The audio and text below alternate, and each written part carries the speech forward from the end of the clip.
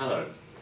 As we enter a new decade, we all hope the worst of the recession has passed, but we think it'll be quite some time until business levels get back to the levels enjoyed by all our plastics companies in late 2007, early 2008.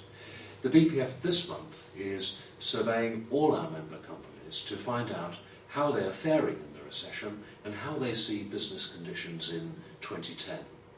Our BPF Council will be discussing the findings of the survey with the Bank of England on the 27th of January.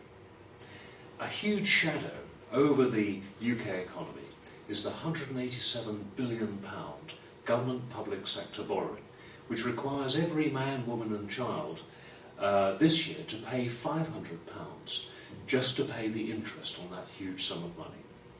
Even before the bank bailouts and the credit crunch, the BPF was criticising the government's very high level of borrowings. The public sector and its quangos have increased their employees from 5 million to 6 million since 1997. Real action to cut the public sector seems unlikely until after the general election, increasing the risk of higher taxes on business, which we shall be on the lookout for in the forthcoming budget. We will of course certainly fight the proposed big increase in national insurance contributions scheduled for April 2011. Although the Copenhagen Climate Change Summit failed to achieve a binding agreement, the BPF's new climate change agreement means this year we shall achieve from 267 company sites carbon savings of 122,000 tonnes, which is equivalent to filling in cubic metres 55 Wembley Stadium bowls. Now that is a great environmental achievement which this industry will achieve for this country. The Copenhagen Summit was never going to address a key cause of climate change, which is rapid population growth, which we see across the world and of course here in our own country.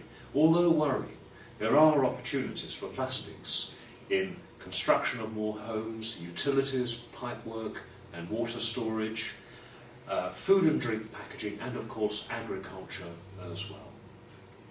The last decade, I thought, ended on a very positive note for plastics innovation. On the 15th of December, the Boeing 787 Dreamliner, 50% of which is plastic composites, giving a 20% fuel saving, made a successful maiden flight. The first manned solar-powered airplane, Solar Impulse, made its historic maiden flight in Switzerland on the 3rd of December. This airplane, purely powered by solar power, makes extensive use of high-performance plastic products, including polymer lithium batteries. Also on innovation, our government, not long before the end of the year, published strategy papers on composites and plastic electronics, showing huge opportunities for these two materials. The BPF will play a full part in helping the government and indeed companies realise the opportunities that are going to come from those important innovative areas. Even in Venice, the City Council wants the famous candy-striped wooden canal poles replaced with plastic ones which won't rot away like the wood ones.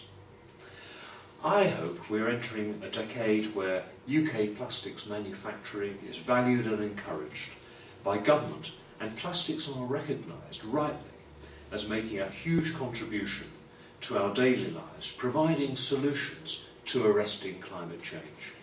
May I wish you and all your companies all success this year and also this decade.